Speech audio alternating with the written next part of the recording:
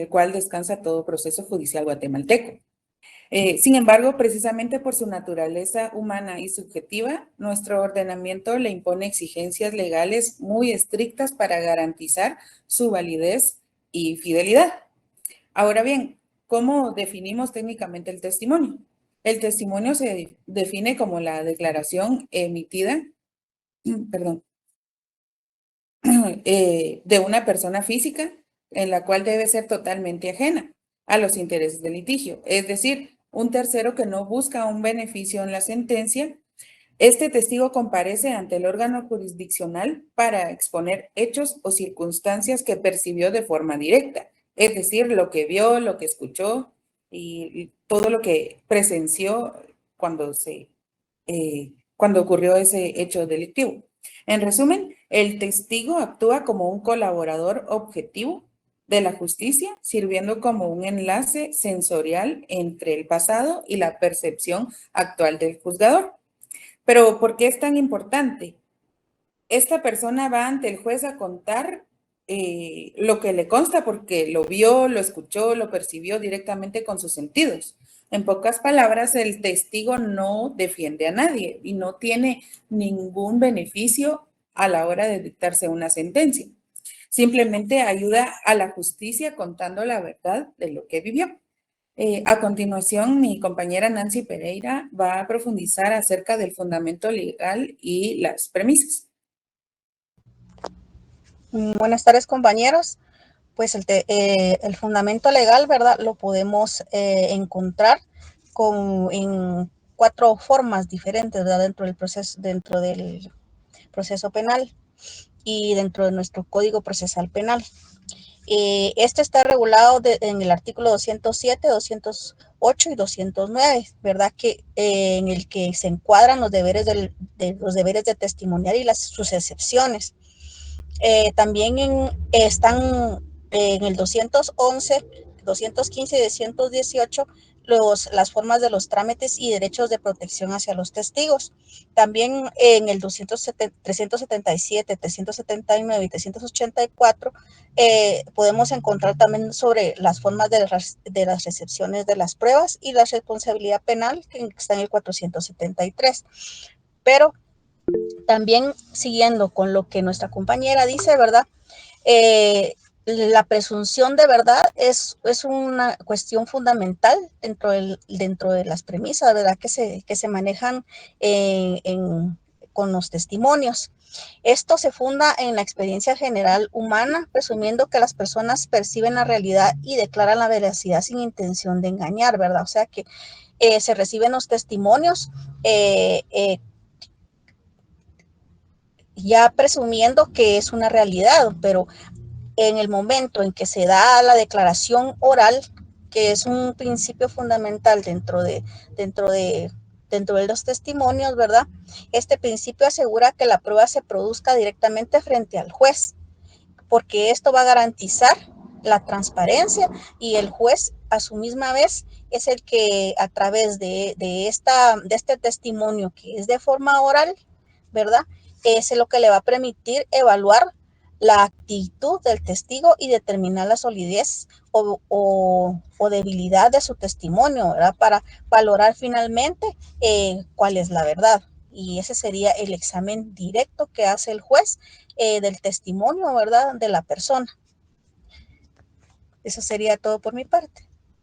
Gracias, compañera. Solo en virtud de los estudiantes que anotan, usted nos daba algunos artículos, pero no nos mencionó de qué cuerpo legal. ¿Podría ser tan amable de dirigirse a la general, por favor? Sí, del artículo 207, 208 y 209, siempre del Código Procesal Penal, ¿verdad? Donde están los deberes de los deberes que se adquieren al testimoniar y sus excepciones. De los artículos 211, 215, 208 bis y 218 ter, donde se encuentran los trámites y derechos de protección, ¿verdad? De los testigos.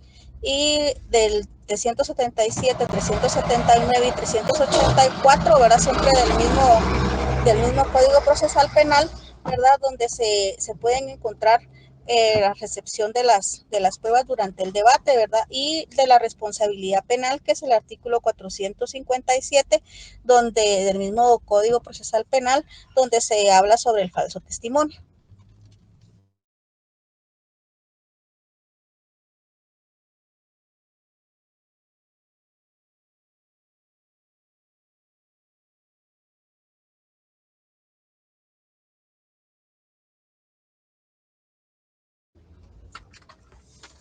Buenas tardes. Les expondré sobre la capacidad para rendir testimonios.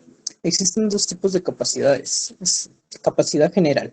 El artículo 207 del Código Procesal Penal establece que todo habitante de país o persona que se halla en él tiene la capacidad jurídica para ser testigo.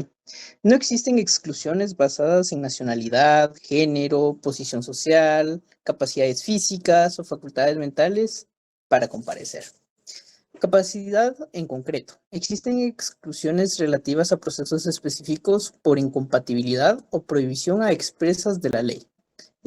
Uno de los ejemplos podríamos el juez de la causa o el fiscal del MP, que no podrá fungir como testigos dentro del proceso judicial. Deber de comparencia y excepciones. Obligación legal, artículo 207 del Código Procesal Penal, establece que toda persona citada en el poder de concurrir para presentar declaración, la incomparencia injustificada provocará la conducción por la fuerza pública. Altos funcionarios y diplomáticos, exentos de comparecer físicamente, declaran que el informe está escrito bajo la potestad de decir la verdad. Entre los ejemplos tenemos a los magistrados, diputados y diplomáticos. Seguridad, impedimentos. Se exime a quienes sufren impedimento físico comprobable o los testigos que teman por su vida o la integridad tras recibir amenazas o intimidaciones. Eso sería todo, licenciada, y le dejo la palabra a mi compañero. Buenas tardes, licenciada y compañeros. Continuando con la exposición, el testimonio se desarrolla a través de ciertas fases procesales: la producción, la incorporación y el diligenciamiento. La producción se refiere a cómo el testigo adquiere el conocimiento de los hechos y a la preparación o generación del testimonio antes o durante el proceso. La incorporación se refiere al acto jurídico mediante el cual el testimonio se incorpora o se introduce al proceso. Esto ocurre durante el periodo de ofrecimiento y proposición de pruebas, indicando al juez quién es el testigo y qué hechos se pretenden probar. El diligenciamiento es el acto procesal en el que el testigo comparece, presta juramento y rinde su declaración formal ante el tribunal competente. En esta fase se van a materializar los principios de inmediación y contradicción. Inmediación porque el juez debe estar presente al momento en que se diligencie, quiere decir de que el testigo dé su declaración, y contradicción ya que las partes interrogan y repreguntan al testigo, lo también llamado contrainterrogatorio. Siguiendo con la presentación, tenemos la idoneidad y las excepciones por privilegio. La idoneidad se entiende como la capacidad física, mental, moral e imparcial que el testigo debe tener sobre el hecho controvertido. Se exige especialmente en este medio de prueba, ya que a través del testimonio se puede llevar a cómo ocurrieron los hechos, de que fueron presenciados por una persona. En el artículo 211 del Código Procesal Penal se establece lo relativo a la idoneidad del testigo, donde se estipula que se investigarán los medios de que se disponga sobre la idoneidad del testigo, especialmente sobre su identidad, relaciones con las partes, antecedentes penales, clase de vida y cuanto pueda dar información al respecto. Para poder lograr la idoneidad se requiere objetividad, que es responsabilidad tanto del Ministerio Público, la defensa y los jueces, para garantizar que el medio de prueba del testimonio sea veraz, eficiente, pertinente y que cumpla con el fin del proceso, que es la averiguación de la verdad. Las excepciones por privilegio se refieren a aquellas situaciones en las que una persona no está obligada a rendir declaración testimonial. En nuestra Constitución, en el artículo 16, se establece que ninguna persona puede ser obligada a declarar contra sí misma, ni contra su cónyuge o persona unida de hecho legalmente, ni contra sus parientes dentro de los grados de la ley. Dicha norma se puede concatenar con el artículo 212 del Código Procesal Penal, en el que se establecen excepciones de la obligación de declarar. El artículo 213 del mismo cuerpo legal indica también que los menores de 14 años e incapaces para prestar declaración deberán requerir la decisión del representante legal para prestar testimonio. Asimismo, el artículo 173 del Código Procesal Civil y Mercantil señala que la aptitud para ser testigo es tener más de 16 años, estableciendo esta regla para la admisión de la declaración. Se puede establecer así que estos presupuestos de validez del testimonio se dan con la finalidad de garantizar la legalidad, idoneidad y eficiencia de la prueba en el proceso. Gracias por su atención. Le dejo la palabra a mi compañera Mónica Morales. Buenas tardes, licenciada y compañeros.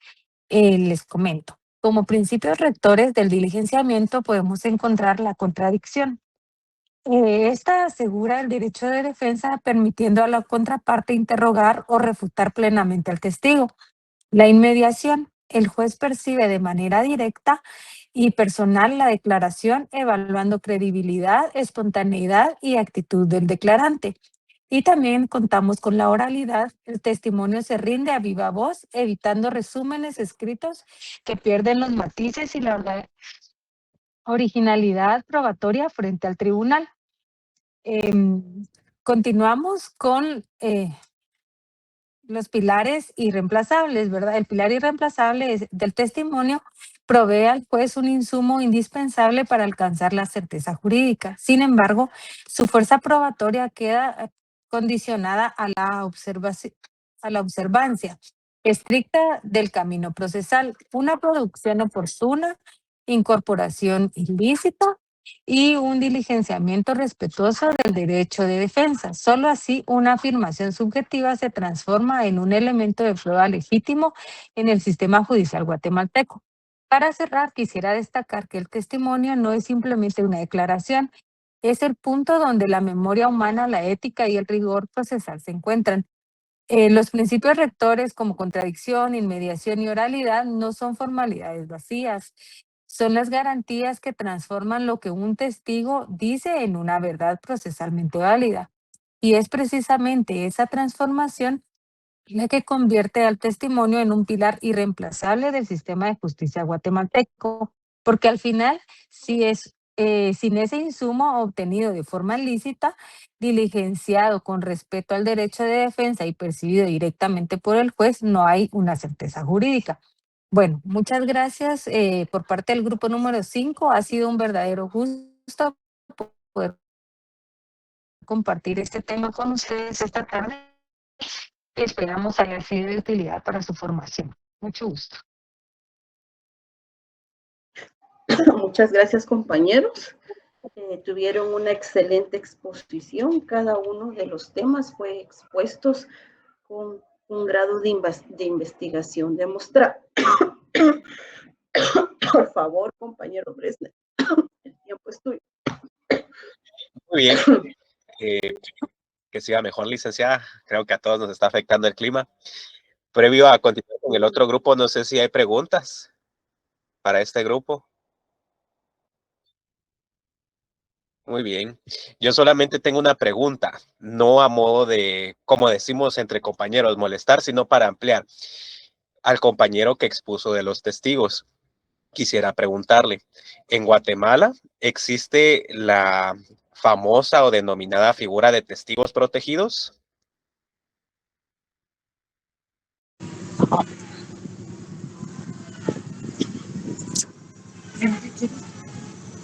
¿Me podría repetir tu pregunta? Disculpa, solo que no te escuché muy bien buscando en el trabajo. Muy bien. En Guatemala existe la famosa y denominada figura de testigo protegido.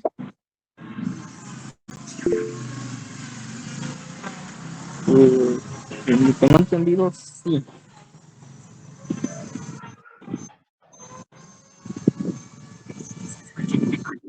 Disculpa, es que te escucho algo entrecortado. No tenga pena, compañero. Si gusta, voy a dar respuesta a esa interrogante. De hecho, en Guatemala sí existe, o me escuchan, no sé si Se encuentra, sí se me escucha. no, yo le comentaba, licenciado, sí se escucha de que sí existe regulado en Guatemala y se encuentra regulado en el decreto 70-96 del Congreso de la República, conocido como la Ley para la Protección de Sujetos Procesales y Personas Vinculadas a la Administración de Justicia Penal. Muy bien, es correcto. Así es, Guatemala sí regula esa figura. En ese decreto, sobre todo el artículo 10 nos da una respuesta en concreto. Así que para no influir más en el tiempo, vamos a continuar con el siguiente grupo. Ahorita les digo quiénes son.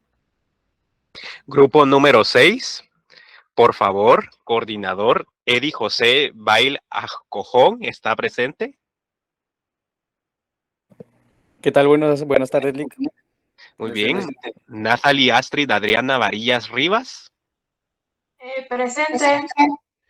Stephanie Margarita García Cuellar. Presente. Fátima Alejandra Cárdenas Salalá.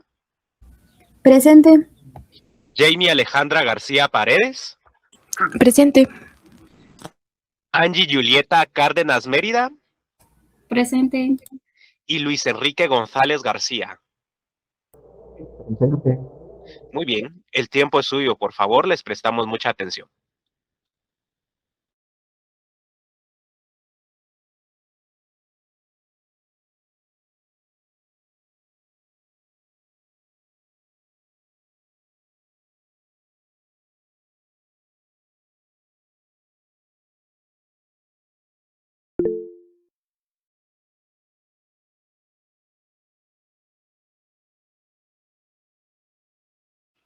Por favor, encender su cámara, compañeros, los que van a exponer.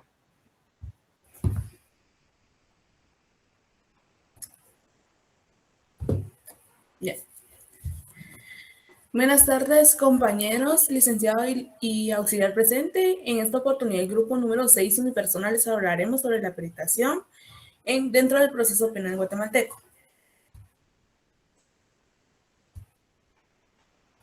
Como haciendo una pequeña introducción, la peritación es uno de los medios de prueba más importantes, ya que permite aportar conocimientos científicos, técnicos, artísticos o profesionales que ayudan a esclarecer la verdad de los hechos investigados. La importancia radica en que los jueces no siempre poseen conocimientos especializados sobre todas las materias, por lo que necesita del apoyo de expertos llamados peritos, quienes elaboran dictámenes que sirven para comprender mejor las circunstancias de este caso.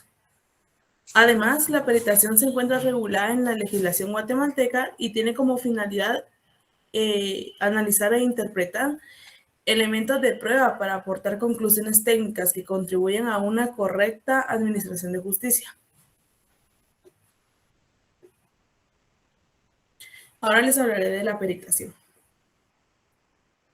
Para hacer alusión al tema, la peritación la podemos definir como el medio de prueba mediante el cual un especialista emite un dictamen basado en conocimientos científicos, técnicos o artísticos que ayudan a esclarecer o valorar un hecho dentro de un proceso judicial.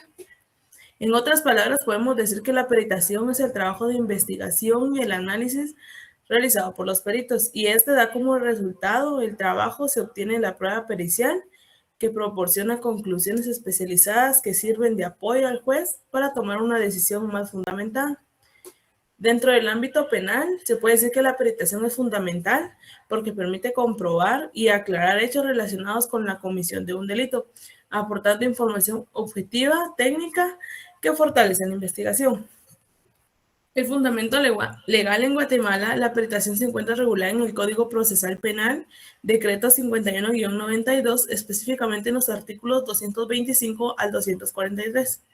Estos artículos establecen las normas relacionadas con la designación de los peritos, los requisitos que deben cumplir, la elaboración de los dictámenes, periciales que sean realizados por personas competentes y que sus conclusiones puedan ser valoradas por el juez de manera objetiva conforme a la ley. Ahorita les va a hablar mi compañera.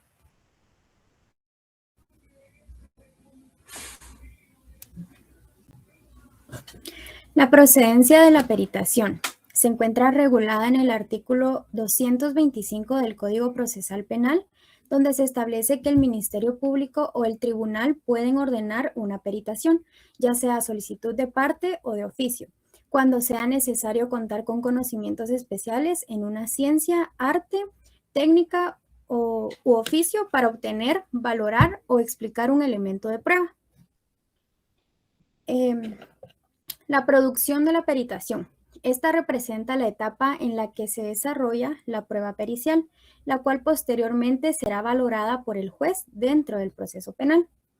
Para realizarla, los peritos deben ser nombrados por el Ministerio Público o por el juez y deben contar con un título habilitante en la materia.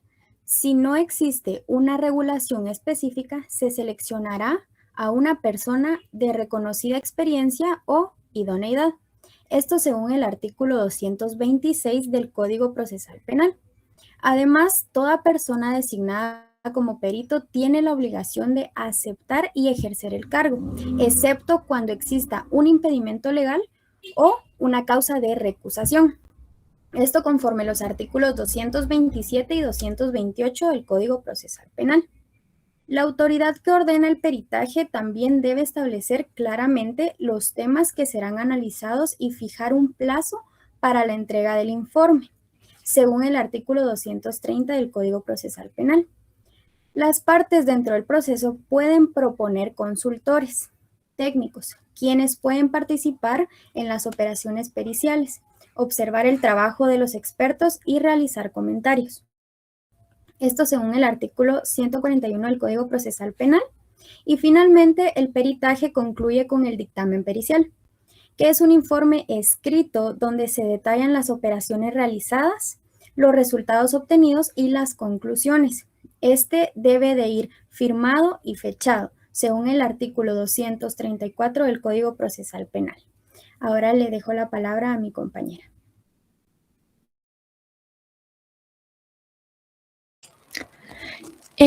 Yo les voy a hablar acerca de la incorporación de la peritación.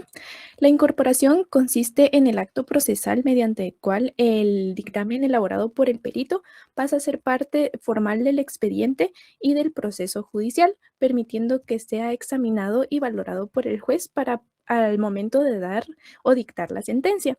Esto según el artículo 234 del Código Procesal Penal. Aquí podemos encontrar 3 etapas. La primera etapa sería el ofrecimiento de la prueba. Es cuando el dictamen se incorpora inicialmente al proceso mediante su ofrecimiento formal. Esto ocurre en la etapa intermedia, específicamente en la audiencia de ofrecimiento de prueba ante el juez de primera instancia. La segunda etapa sería licitud y pertinencia. Para que el dictamen pueda ser legalmente admitido e incorporado, debe cumplir con ciertos requisitos o principios de pertinencia, idoneidad y legalidad de la prueba. No se admiten pruebas que hayan sido obtenidas por medios prohibidos o ilícitos. La tercera etapa sería la lectura e incorporación en el debate. El dictamen escrito se incorpora formalmente al juicio mediante la lectura obligatoria de sus conclusiones en la audiencia del debate público y oral.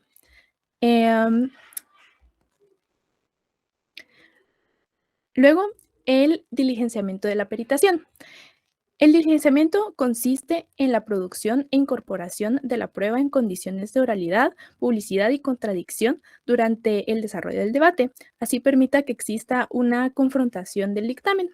Aquí también encontramos ciertas etapas, que serían 4. La primera sería la citación y presencia en el debate, que es cuando los peritos tienen la obligación de comparecer al debate oral y público para ratificar y ampliar o defender sus informes de manera directa ante el tribunal y las partes. La segunda parte sería la declaración e interrogatorio directo.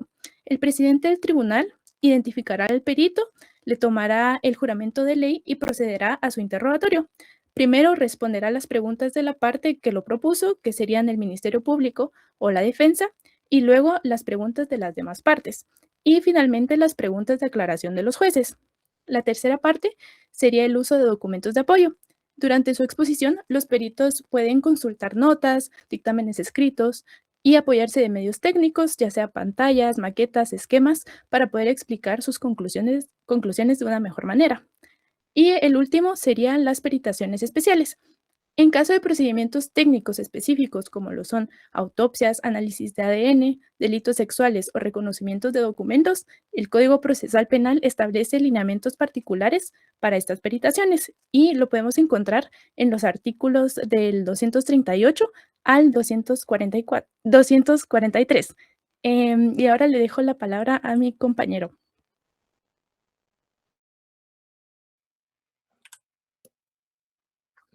Muchísimas gracias, compañera. Bueno, y para ir terminando con la exposición, es importante resaltar las conclusiones. Y es que a lo largo de esta investigación nos pudimos dar cuenta que la peritación es un medio de prueba clave en el proceso penal, ya que aporta conocimiento técnico y científico ajeno al juzgador. Su regulación en el Código Procesal Penal garantiza dictámenes legales, objetivos y verificables, que son indispensables para fundamentar una decisión justa. También es importante recalcar el uso de la transparencia y derecho de defensa, ya que desde la designación del experto se fomenta a la contradicción de la prueba. Todo esto lo podemos resumir en este pequeño texto que lo tenemos en pantalla, lo cual dice: estos informes fundamentados superan la simple apreciación material, convirtiéndose en herramientas críticas que orientan al juez en la valoración justa de los hechos. Ahora continuamos con las recomendaciones. Las recomendaciones se enfocan en 3 sencillos puntos. En la primera nos habla sobre la idoneidad profesional, y esto se refiere a asegurar que los peritos designados cuenten con la especialización técnica, científica o artística necesaria para emitir conclusiones objetivas y confiables. En el segundo punto encontramos algo más encaminado a la metodología, y es fortalecer el control de calidad de los dictámenes periciales. Esto se refiere a exigir que los informes describan minuciosamente los procedimientos, resultados y conclusiones, facilitando que el juez y las partes evalúen su validez dentro del proceso. Y por último, el tercer punto, que habla más sobre la participación y contradicción en juicio. Esto se refiere a promover la comparecencia activa de los peritos en el debate oral para ratificar, aclarar o defender sus dictámenes, asegurando el debido proceso mediante el interrogatorio. Y bueno, esto es todo por nuestra parte. Muchísimas gracias, licenciada. Quedamos atentos ante cualquier pregunta. Gracias, compañeros. Muy buena exposición. El tiempo para los compañeros si tienen alguna pregunta y para nuestro auxiliar. Muy bien.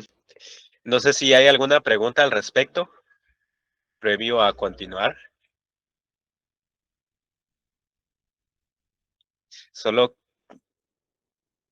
aquí hay un comentario.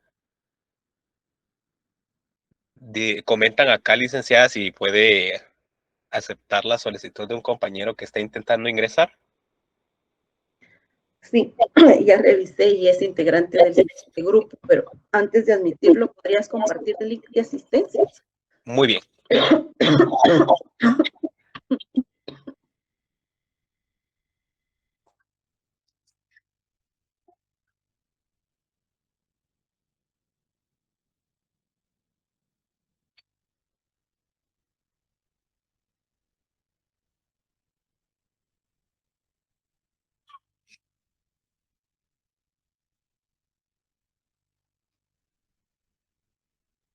Envío de asistencia.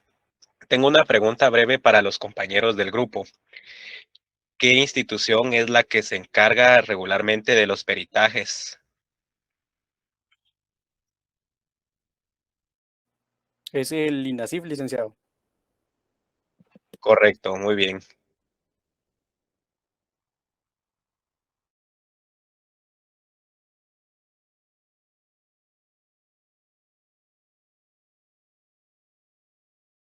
Vamos a dar un minuto más para llenar la asistencia. A las 39 voy a llamar a los integrantes del otro grupo para que puedan hacer la manifestación de su presencia y les dejamos el uso de la palabra.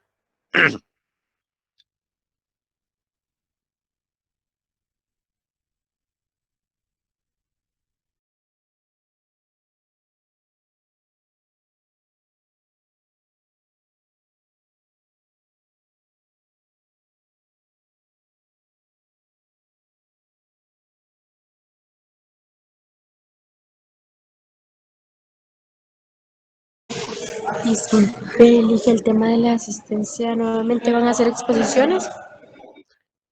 Sí, el tema de la asistencia es exposiciones. Si todavía no la han llenado, pueden colocar exposiciones día 2 para llevar un control.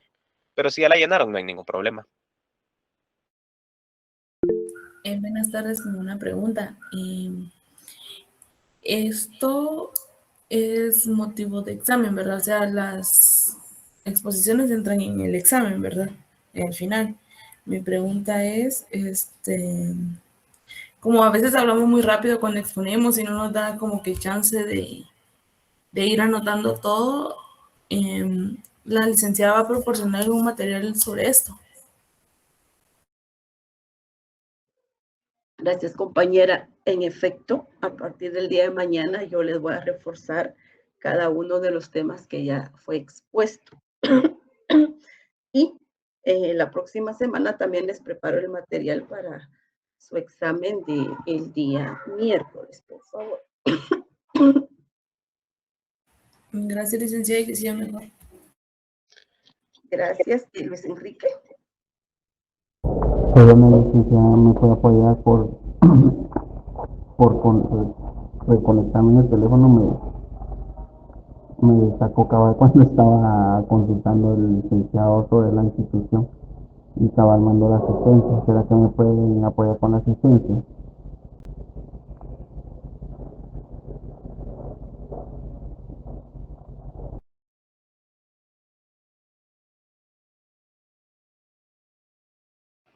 Compañero Luis Enrique, no sé si solo a mí me pasó, pero creo que no se le entendió mucho lo que acaba de expresar.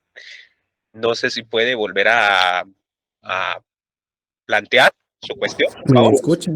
¿Ahora sí? Sí. Así es que me quité el auricular.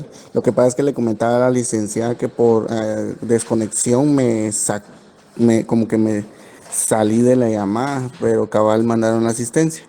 Pero ya lo mandó a la licenciada. Muchas gracias.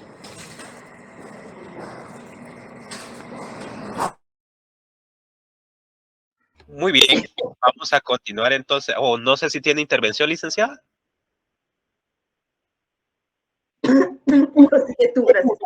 Muy bien, vamos a continuar con el otro grupo.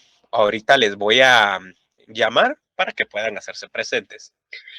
Sofía Isabel Alvarado Pivaral. Presente. Muy bien.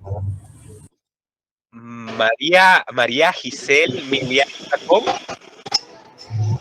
Presente. Okay. Ingrid Janet Macario de León.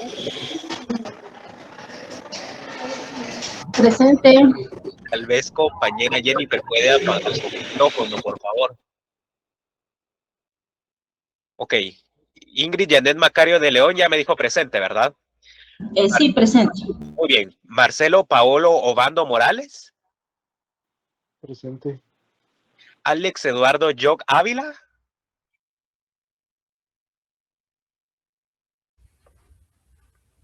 Presente. Muy bien. Jennifer Sicará Sarpeque. Presente. Muy bien. Y Oscar Alexander Mexicanos Xicará. Muy bien. Entonces el tiempo es suyo, compañeros. Solo les recuerdo, por favor, que a los que exponen con la cámara prendida, por favor. Y el tiempo es suyo.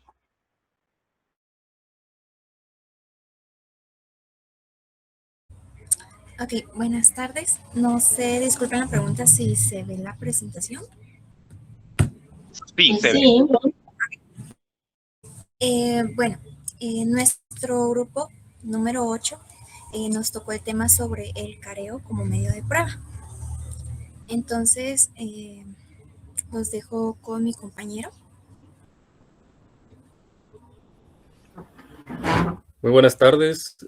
Yo les vengo a hablar de lo que es la definición del careo, las características principales del careo y los tipos también. Entonces, primero que nada hay que definir lo que es el careo. De entre las muchas definiciones que tiene, la primera sería que es una diligencia o medio de prueba complementario que consiste en confrontar cara a cara a dos personas que han emitido declaraciones notablemente contradictorias dentro de un proceso judicial. La finalidad principal que tiene el careo es esclarecer la verdad y ayudar al juez a descubrir quién de las dos partes es la que miente. Otra definición que posee el careo es que es aquella confrontación inmediata existente entre diversas personas que se han encargado de prestar declaración contradictoria en relación a un hecho de importancia dentro del proceso. Y es el mismo que tiene como utilidad para aclarar las contradicciones entre lo que se ha manifestado por los distintos imputados y testigos. Otra definición más que puede tener el careo, para ser más claro, es que es como una forma para ampliar el testimonio, la confrontación de los testigos o acusados que se contradicen en sus declaraciones para averiguar mejor la verdad, oyéndolos en lo que son debates, discusiones, reproches y acusaciones. El careo se puede llevar a cabo entre testigos, imputados o bien entre lo que es los testigos e imputados. Las características principales del careo es que es de naturaleza accesoria y subsidiaria, porque no es un medio de prueba totalmente autónomo, depende de la existencia prueba de otras pruebas personales, como lo son los testimonios, declaraciones de los acusados o dictámenes de peritos.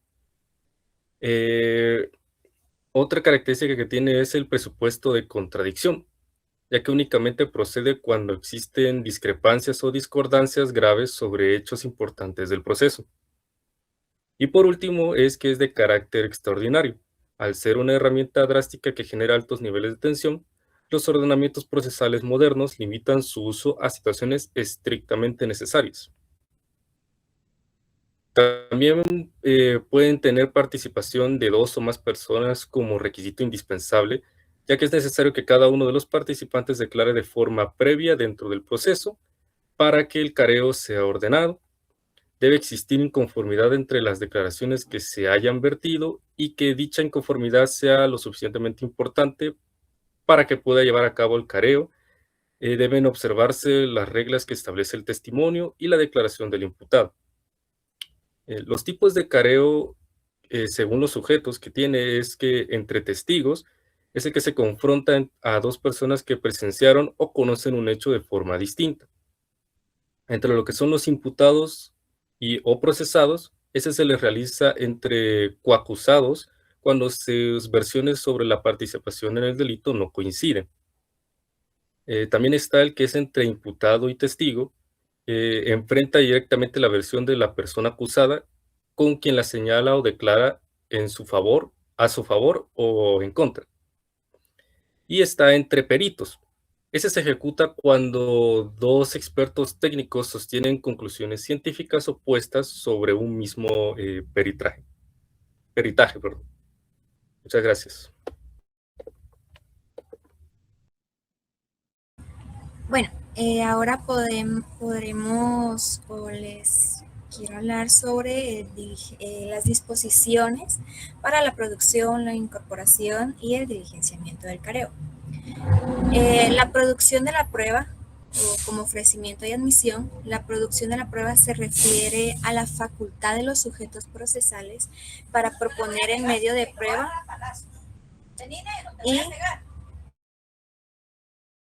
y la posterior aceptación por parte del órgano jurisdiccional. La procedencia nos indica que el careo procede formalmente cuando existen contradicciones importantes entre las declaraciones de personas que ya han testificado o prestado declaración en el proceso, ya sea entre testigos, entre coimputados o entre testigos y el imputado. El momento procesal.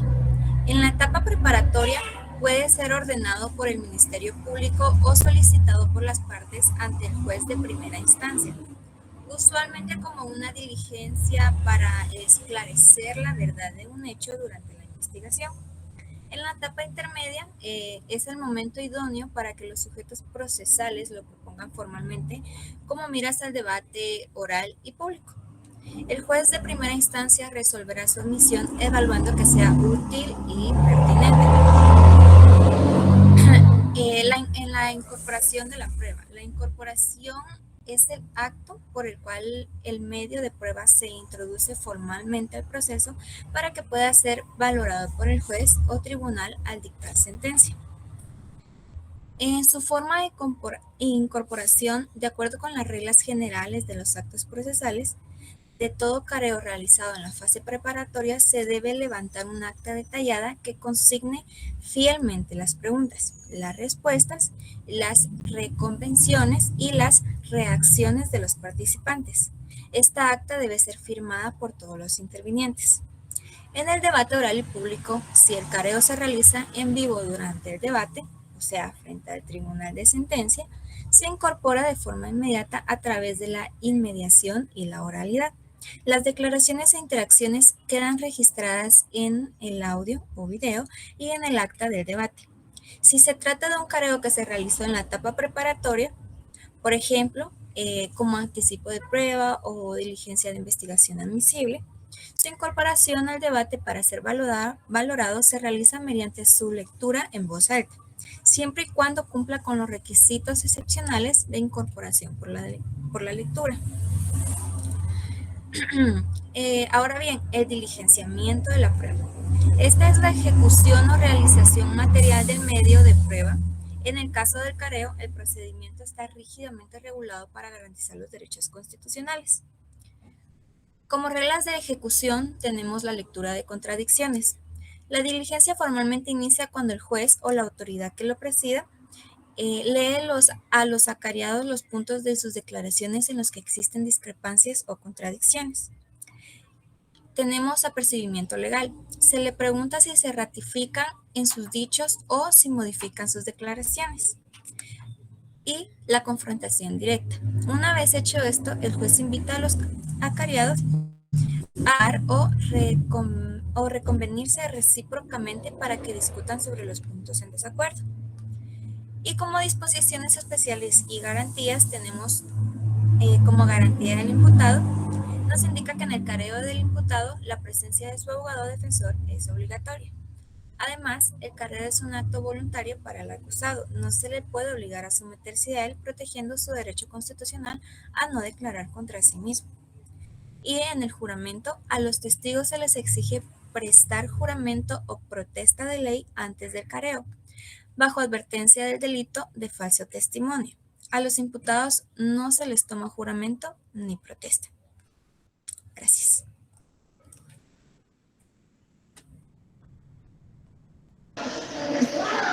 Buenas tardes. Voy a hablar sobre el fundamento legal.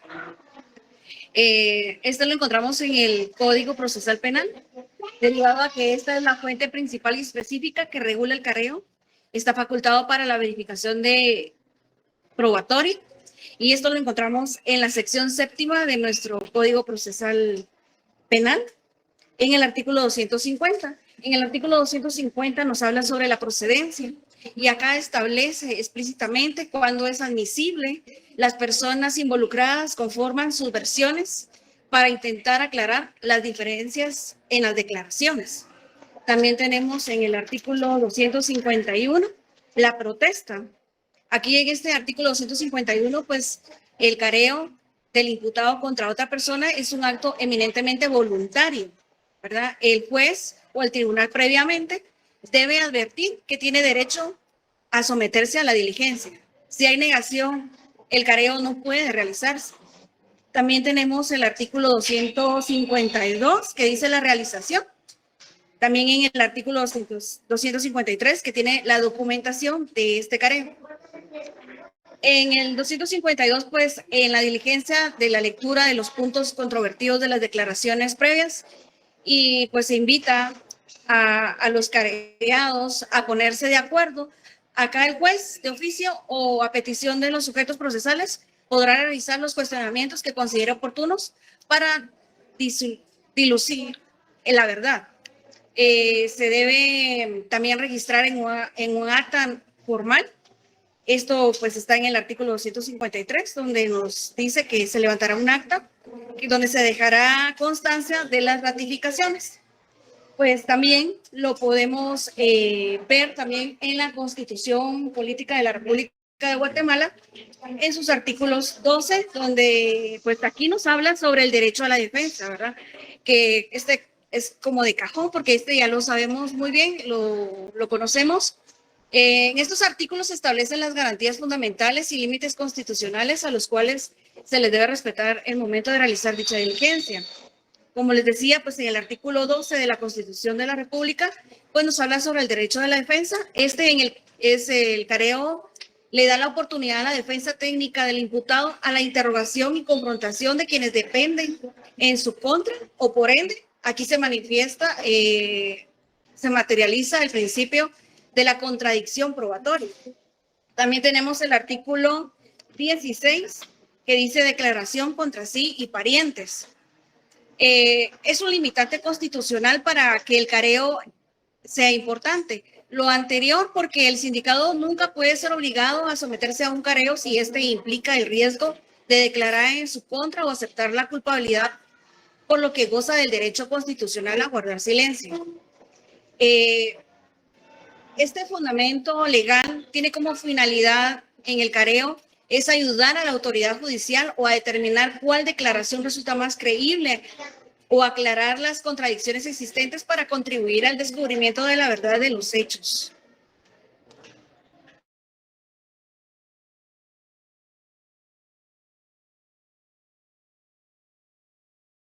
Y bueno, como conclusión podemos decir que el careo constituye un medio de prueba complementario de gran relevancia dentro del proceso penal, cuya finalidad principal es esclarecer las contradicciones existentes entre las declaraciones de testigos, imputados o peritos, contribuyendo de esta manera a la búsqueda de la verdad y a la correcta administración de justicia. Su aplicación se encuentra sujeta al cumplimiento de requisitos y formalidades establecidas en la legislación procesal penal guatemalteca, las cuales garantizan el respeto de los derechos fundamentales de las personas que intervienen en la diligencia. Asimismo, su producción, diligenciamiento e incorporación al proceso permiten que el órgano jurisdiccional cuente con mayores elementos para valorar la prueba y resolver los hechos controvertidos. En consecuencia, el careo representa una herramienta procesal importante para el esclarecimiento de los hechos, el fortalecimiento de la actividad probatoria y la emisión de decisiones judiciales fundamentadas en la verdad y en el debido proceso. Muchas gracias.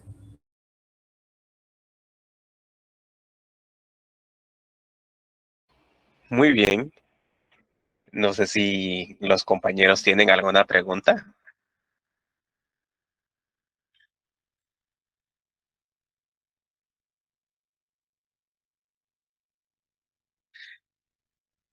Ok, aprovechando de que tenemos unos minutos, tengo unas preguntas. Esta es en general, hablando sobre todo de los testigos. ¿Por qué lo hago? Para ampliar. No da tiempo en estos intercursos, pero es necesario tener al menos la noción. Con respecto a los menores de edad, ellos cuando brindan su declaración, ¿la brindan como cualquier otro testigo o hay un procedimiento distinto? Buenas tardes, licenciado. De acuerdo al artículo 213 del Código Procesal Penal, en cuanto a la declaración de menores y también incapaces, para que ellos presten declaración se tiene que requerir la autorización del representante legal de ellos. Gracias. Ok. Y en la práctica, ¿dónde se lleva a cabo la declaración de menores de edad? La Cámara Gesell. Excelente. Partiendo de ello, una última pregunta. Los menores de edad pueden ser sometidos a careos. Esta es para los compañeros del último grupo. Los menores de edad pueden ser sometidos al careo.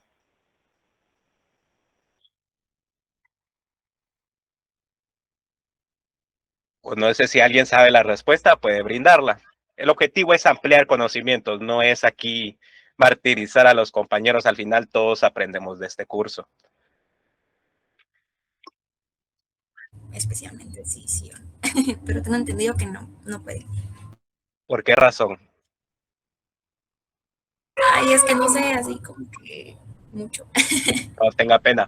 Los menores de edad... Licenciado, a ver, yo pienso que por ser menor de edad es como una tortura para ellos. Considero yo que no. Primero por la integridad de ellos. Por allí va la respuesta, pero sí. Alexander Mejía, no sé si va a comentar algo.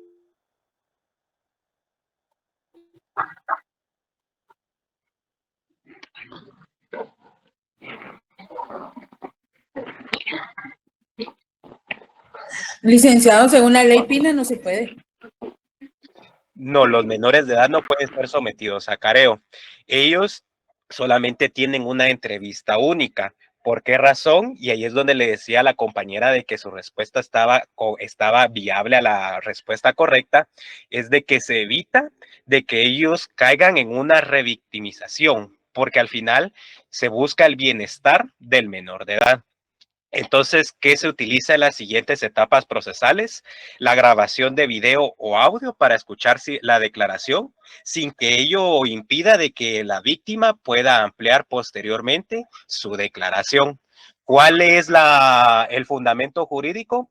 El acuerdo número 16-2013, instructivo para el uso y funcionamiento de la cámara Gesell, circuito cerrado y otras herramientas para recibir las declaraciones de niños, niñas, adolescentes, víctimas y o testigos, en específico el artículo número 4, donde nos habla acerca de la entrevista única.